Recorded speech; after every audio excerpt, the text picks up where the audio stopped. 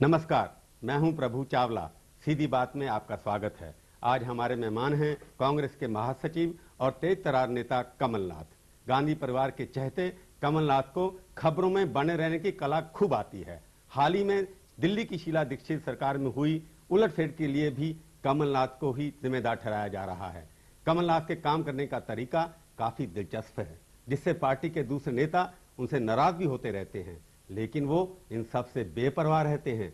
तो आइए करते हैं सीधी बात कमलनाथ के साथ। कमलनाथ जी, आपका स्वागत है। ये बताइए, ऐसा लगता है कुछ कांग्रेसी कह रहे हैं कि आपके पास बीजेपी के खिलाफ तो इश्यू है नहीं, आपने अपनी सरकार के खिलाफ ही जंग छेड़ दिया।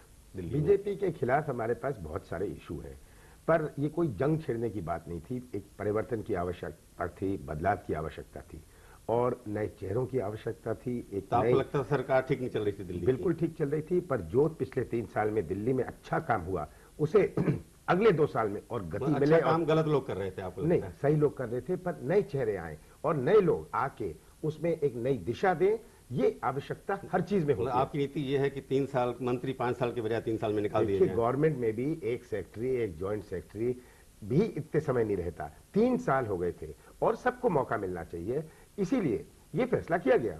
कांग्रेस में स्टेबिलिटी नाम की चीज नहीं लगती? स्टेबिलिटी तो है।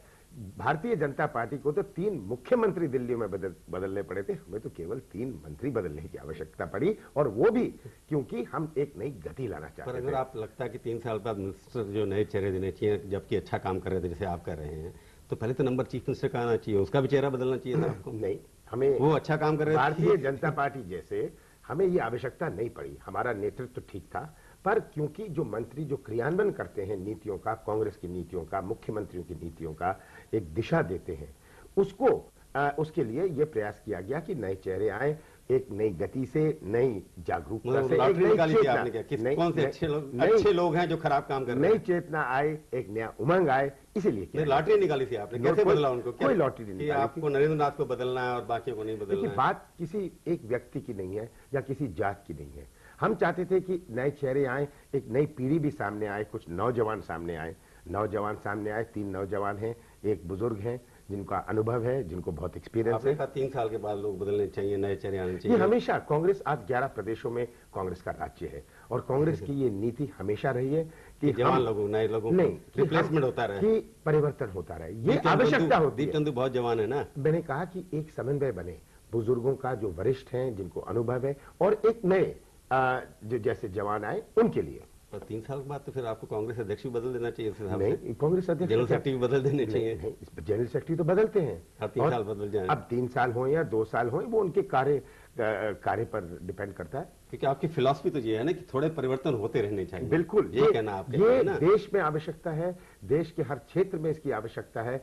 परिवर्तन विश्व में हो रहा है, अपने देश में हो रहा है, और जब तक ये राजनीति और राजनीतिक दलों में ना होए तो इससे तो कमला जी, आपकी स्टेट में तो एक चीफ मिनिस्टर 7 साल से चल रहे हैं, उनको बदल देना चाहिए आपको। अच्छा काम कर रहे हैं, पर उन्होंने मंत्रिमंडल में फेरबदल करे, कई फेरबदल करे। उन्होंने तो 2 साल बाद ही फेरबदल कर दिया था। आपको लगता है नेता नहीं बदले जाए, बल्कि नीचे वाले बदल दिए, चाहे वो अच्छा काम करते अगर नेता की आवश्यकता हो, वो भी बदलना चाहिए, उसमें भी कोई हिचक नहीं होनी चाहिए। उसमें भी आपको लगता है कि शीला दीक्षित जी को बदलने का समय नहीं आया है? बिल्कुल नहीं आया। शीला दीक्षित जी ने बहुत अच्छा काम किया है और शीला दीक्षित जी के नेतृत्व में दिल्ली की सरकार ने अच्छा काम किया है। अगले 2 महीने में जब नगर निगम के चुनाव होंगे, ये बात साबित होगी। ये 4 लोग जो आपने बदले हैं नगर निगम चुनाव के, लगता था लायबिलिटी थे आपके लिए? लायबिलिटी नहीं थे, पर क्योंकि अभी 2 साल बचे हैं फिर से विधानसभा की चुनाव में, जब फिर से कांग्रेस जीतेगी, हम चाहते थे कि एक नई गति आए। 3 मंत्री जो रहे, क्योंकि दिल्ली में एक चीज बड़ी विचित्र है कि केवल 6 मंत्री हो सकते हैं और 6 मंत्रियों में से सबको स्थान मिलने की अपेक्षाएं रहती है। आप तो शायद ये चाहते थे कि चीफ मिनिस्टर बदल जाएगा? नहीं, मैं बिल्कुल नहीं चाहता था। मैंने हमेशा कहता गया कि मुख्यमंत्री जी का काम बहुत अच्छा चल रहा है। मतलब आप जो संजय गांधी की जो पॉलिटिक्स थी, जो आप जहां से आए कि डिस्टेबलाइजेशन कांग्रेस के अंदर होता रहना चाहिए, कांग्रेस वर्सेस कांग्रेस होता रहिए, वो आपने शुरू कर दिया। आपने गुजरात में भी ऐसा किया, आपने उड़ीसा में भी ऐसा किया, यंग लोग जैसे जो कांग्रेस से निकल के आपके जमाने से आए थे। मेरी मान्यता है कि बहुत बड़ी आवश्यकता देश की राजनीति में है, हर पार्टी के लिए यह आवश्यकता है कि ये परिवर्तन होए, ये बदलाव होता रहे, एक नई पीढ़ी सामने आए। और ये केवल कांग्रेस की बात नहीं है, मेरी तो ये इच्छा है कि हर पार्टी में नई पीढ़ी सामने आए। ये देश के लिए बहुत बड़ी। आप लोग तो कांग्रेस के जो बुजुर्ग नेता हैं उनके खिलाफ है एकदम? मैं खिलाफ नहीं हूं। संजय गांधी ने भी ये किया था, जनरल सेक्रेटरी उनकी आप देन रह गए हैं पार्टी के अंदर, बाकी लोग तो साइडलाइन हो गए हैं, आप ही के लिए जो नहीं, ये कोई एक प्रकार की राजनीति पटनायक को हटा दिया क्योंकि बुजुर्ग थे, उनकी जगह जानकी वल्लभ पटनायक 25 साल से 15 साल मुख्यमंत्री रहे, 10 साल हमारे कांग्रेस के अध्यक्ष रहे। अब नई पीढ़ी 80 साल के होने वाले हैं, नई पीढ़ी सामने आए तो और आज आपने यूज किया, थ्रो दिया? नहीं, यूज नहीं किया। सबका अपना अपना उपयोग है। हम समय समय पर सबका अपना अपना उपयोग होता है। आप गोलकीपर को सेंटर फॉरवर्ड नहीं बना सकते और सेंटर फॉरवर्ड को गोलकीपर नहीं बना सकते। सबको अपने टीम में समेट के रखना होगा और यही आज के दिन देश की राजनीति को आवश्यकता है कि ये एक परिवर्तन, ये एक बदलाव आए, हर दल में आए। आपने बदलाव भी कुछ, जैसे कलकत्ता के आप इंचार्ज थे, वेस्ट बंगाल के, असम के अंदर भी आपने अभी एनसीपी मर्ज करा दिया, बंगाल में तो आप हार गए। बंगाल में हम हारे, पर भारतीय जनता पार्टी की 265 सीटों में से 250 सीटों में उनकी जमानत जब्त हुई, उनकी एक सीट नहीं आई। भाजपा तो इंपॉर्टेंट नहीं थी, पर आपकी सरकार तो नहीं बनी ना। हमारी सरकार नहीं बनी, हमने प्रयास किया, पर असम में आपका टारगेट तो वहां था कि सीपीएम को हराना या ममता को या बीजेपी को हराना? बीजेपी तो थी। सबसे पहले हमें सेक्युलर फोर्सेस को मजबूत करने का हमारा हमेशा प्रयास रहा है। हमने मतलब अपने सीपीएम से कांग्रेस को हरा के आप सेक्युलर फोर्सेस? हमने कांग्रेस को नहीं हराया। कांग्रेस का जो संगठन था पहले से कमजोर था। जब हमने ममता बनर्जी के साथ गठबंधन किया, ममता बनर्जी ने एनडीए छोड़ा, हमने उनसे समझौता किया। जब तक उन्होंने सीपीएम को कराया ना, आप इसका यही चार्ज आपके खिलाफ है कि आप सीपीएम की डायरेक्ट मदद कर रहे हैं। अगर हम ममता जी से नहीं हमारा अलायंस होता, बीजेपी का शायद खाता खुल जाता। उनके 2 वहां से मंत्री हैं आज मंत्रिमंडल में, एक भी उनकी सीट नहीं आई। और मतलब आपका टारगेट था कि सीपीएम जीत जाए, पर बीजेपी का नहीं, हमारा ये टारगेट की दीवार बीजेपी की भी कम सीटें आई। बीजेपी की इससे कई गुना ज्यादा सीटें आती अगर हम सब अलग होकर लड़ते। कि भारतीय जनता पार्टी का कोई औकात नहीं है। सवाल करते, क्या सीपीएम नंबर 1 दुश्मन आपका वेस्ट बंगाल में था या बीजेपी थी? चुनाव में हम बीजेपी के खिलाफ और सीपीएम के खिलाफ चुनाव लड़ रहे थे। पर आपने अभी कहा ना, सीपीएम अगर हम नहीं ममता के साथ जाते तो बीजेपी जीत जाती। नहीं, पर और साथ में सीपीएम की और अधिक सीट आ जाती। सीपीएम को भी हमने रोक लगाई और भाजपा को तो बुरी तरह पराजित किया। मतलब आपको लगता है कि वेस्ट बंगाल में सीपीएम रहे, पर कोई और पार्टी आप भी नहीं आए, बीजेपी भी नहीं आए? मैं तो कह रहा हूं, क्योंकि सीपीएम की और संख्या में सीटें आती, हमने उसमें रोक लगाई। उनकी जो इतने साल से वहां थे, जो उनकी अपेक्षाएं थी, उनकी उम्मीद थी, उससे बहुत कम उनकी सीटें आई। जैसे तमिलनाडु, वेस्ट बंगाल है, यहाँ तो कांग्रेस को उम्मीद पिछले कई सालों से है ही नहीं। तमिलनाडु साल से आप बाहर हैं। 27 साल से हमने तमिलनाडु में कोई ना कोई डिविडेंड पार्टी के साथ समझौता किया है। नहीं, वेस्ट बंगाल में आप 27 साल से बाहर हैं। कारण ये है कि आप सीपीएम की बी टीम, आपको जो ममता कहती है, हम किसी की बी टीम नहीं है। इसीलिए आज हमारी सरकार देश के 11 प्रदेशों में है और जो भारतीय जनता पार्टी दूसरी पार्टी अपने आप को गिनती है 3.5 प्रदेशों में है। अगले 2 महीने में 1.5 प्रदेशों में रह जाएगी और 14 महीनों में आधे प्रदेश में भी नहीं बचेगी। आपके प्रदेश तो जो है पांडिचेरी, दिल्ली और गोवा, गोवा में आप हैं, महाराष्ट्र, कर्नाटक, राजस्थान, मध्य प्रदेश, एनसीपी के साथ है, जो आपके एनसीपी के शरद पवार सबसे जो भी है, कांग्रेस की तो सरकार है। और एनसीपी कोई बीजेपी से तो टूट के नहीं आई थी, एनसीपी तो कांग्रेस से टूट के गई थी। तो इसलिए परिवार के सदस्य अभी नहीं, परिवार के सदस्य नहीं है, हम अलग अलग पार्टी हैं और अलग अलग पार्टी में हमने अपने समझौता किया गवर्नमेंट बनाने के लिए। पर प्रश्न ये है कि भारतीय जनता पार्टी तो कोने में, किनारे में है। 11 स्टेट में आप कर रहे हैं राज, और अगले 3 महीने में हम 13 में करेंगे और अगले 13 महीनों में हम 16 में करेंगे। आपको लगता है ये ना, बड़ी उम्मीद है इसमें कोई शक नहीं है, क्योंकि आज आम जनता ने भारतीय जनता पार्टी का असली चेहरा पहचान लिया है। जो पार्टी अपने आप को इलेक्शन आपके स्टेट्स में हुए हैं, राजस्थान आपका स्टेट था, वहां तो आप हारे हैं। गुजरात मेरा स्टेट था, गुजरात में हम दोनों बाई इलेक्शन जीते। केशुभाई पटेल को अपना इस्तीफा देना पड़ा और 19,000 से हम जीते। राजस्थान में तो आप हारे। राजस्थान में हमारे, इसमें कई हार होती है, पर जो गुजरात था, तमिलनाडु के अंदर जो इतना बड़ा गुजरात, जो इतना बड़ा एक गढ़ माना जाता है बीजेपी का, बुरी तरह पार्लियामेंट इलेक्शन में तो नहीं जीते। पार्लियामेंट इलेक्शन में हारे गुजरात में, पार्लियामेंट में वो हारे, विधानसभा में हारे।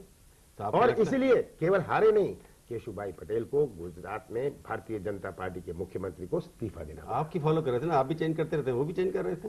उन्होंने चेंज किया, नया चेहरा लाया कि आपने, पर ऐसा चेहरा लाए, एक ऐसे चेहरे को बदला और ऐसे चेहरे को लाए जहां कांग्रेस को ही फायदा होना है। अब नरेंद्र मोदी एक सीट ढूंढ रहे हैं कि कहां से वो उपचुनाव लड़ लें। इसका नतीजा भी बड़ी जल्दी सामने आएगा। कमलनाथ जी, कांग्रेस कितनी सीटें और जीतेगी, कितनी असेंबली और जीतेगी, ये तो पता लगेगा समय के अनुसार। अभी हम लेते हैं छोटा सा ब्रेक। सीधी बात में आपका एक बार फिर से स्वागत है। हम बातचीत कर रहे हैं कांग्रेस के वरिष्ठ नेता और महामंत्री कमलनाथ जी से। कमलनाथ जी, आप बता रहे थे कि कांग्रेस की बड़ी उम्मीदें हैं और नए लोग आते जा रहे हैं आगे, पर विडंबना यह है कि आपकी वर्किंग कमेटी जो सबसे बड़ी पॉलिसी मेकिंग बॉडी है, उसमें 20 या 21 लोग हैं, उसमें 3 लोकसभा से चुने हुए लोग हैं, बाकी सारे के सारे बुजुर्ग जिनको आप हटाने की कोशिश कर रहे हैं बाकी प्रदेशों में, वो वहीं टिके हुए हैं। सबसे पहले चीज, मैं हटाने की कोशिश नहीं कर रहा।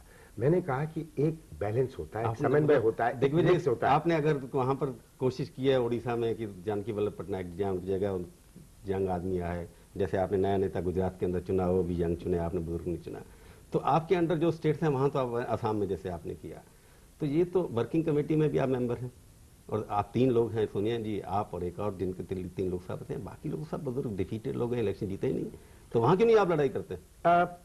ये एक बैलेंस बनता है, समन्वय बनता है, एक बैलेंस होता है। 20 में से 3 लोकसभा, बाकी सब राज्यसभा। बुजुर्ग हैं, रहे हुए हैं लोकसभा में, अपने समय में सब नेता रहे हुए हैं, उनके अनुभव का लाभ हमें मिले, सब उनके व्यूज हमें समय समय आपको यस मैन चाहिए वर्किंग कमेटी के अंदर? नहीं, सोनिया जी ने एक मिक्स, अच्छा मिक्स बनाया है और ये मिक्स ऐसा है कि सब प्रदेश के और सब देश के हर हिस्से के जो वरिष्ठ नेता रहे, लोकसभा में रहे हैं, मुख्यमंत्री भी रहे हैं, केंद्र में मंत्रिमंडल, महामंत्री भी आप अकेले हैं लोकसभा से, बाकी सारे के साथ जो हैं बुजुर्ग हैं और हारे हुए हैं। ये भी एक मिक्स बनाया होता है कि मैं लोकसभा 5 में से 4 नॉन इलेक्टेड, ये बात सही है, पर ये समय समय पर सोनिया जी को जहाँ डील करना होता है वहां वो ऐसे लोगों को रखती हैं जिनका कोई आधार नहीं हो, बेस नहीं हो, वो मिसेस गांधी की पॉलिटिक्स कि नंबर 2 कोई भी उनसे अच्छा नहीं होना चाहिए। नहीं, ऐसी बात नहीं है। सोनिया जी की ये दिशा नहीं होती, अगर सोनिया जी का ये मार्गदर्शन नहीं होता, ये मैं अपनी मर्जी से तो नहीं कर सकता, क्योंकि उनकी सहमति है, उनका भी ये नजरिया है, वो भी चाहती हैं कि ये परिवर्तन होए।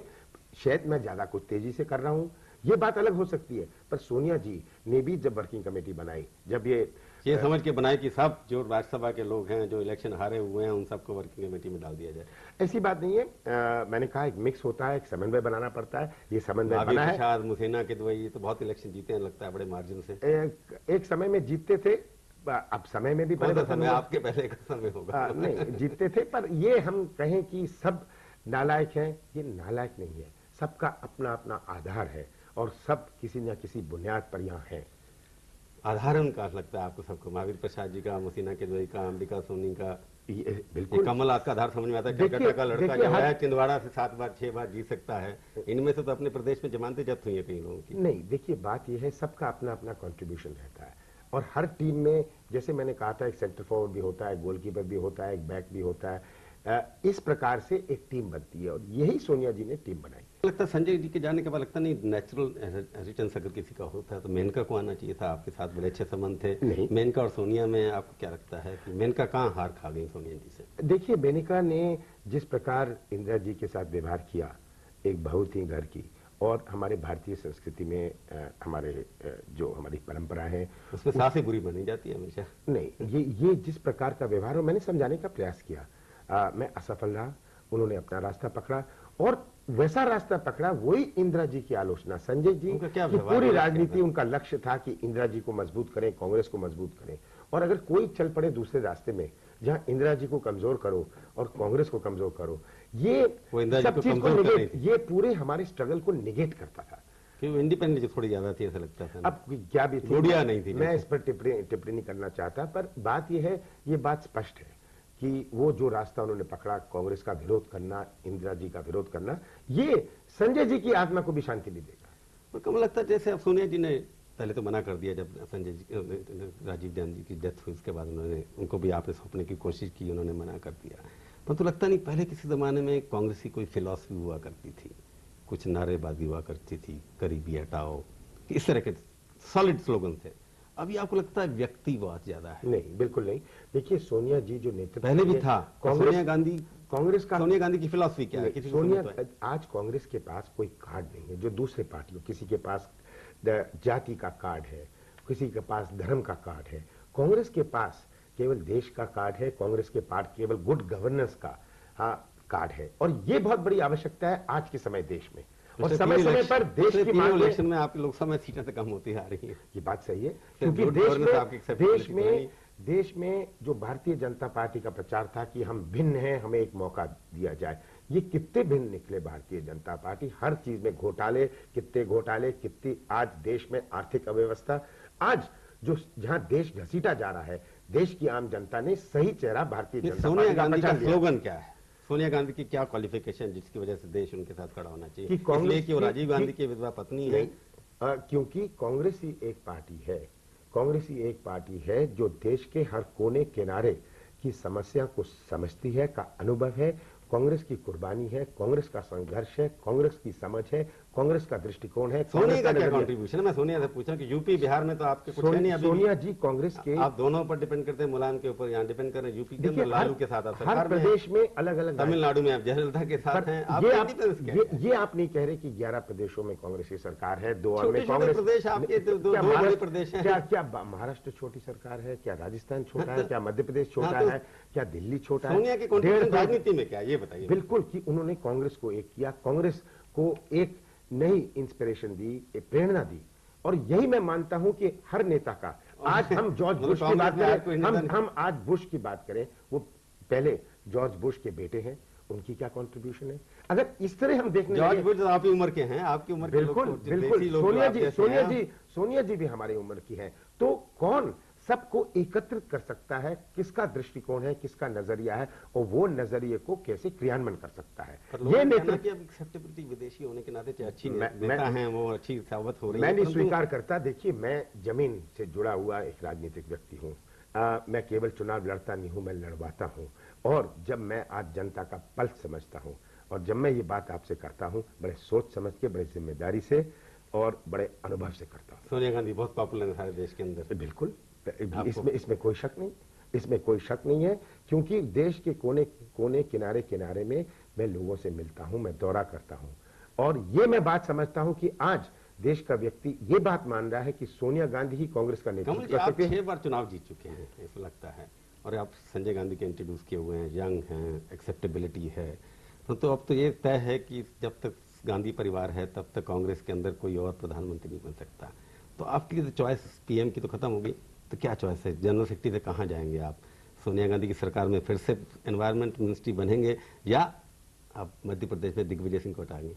देखिए, कांग्रेस राजनीति एम्बिशन तो है आपका। कांग्रेस राजनीति और पद एक माध्यम होता है, लक्ष्य होता है कि हम किस प्रकार। आपका लक्ष्य क्या है? मेरा लक्ष्य है कि किस प्रकार से हम देश आगे आने वाली मतलब आप पीढ़ी के देश लिए, की सेवा करने के लिए नहीं, राजनीति देश में की हैं। सेवा की बात नहीं होती।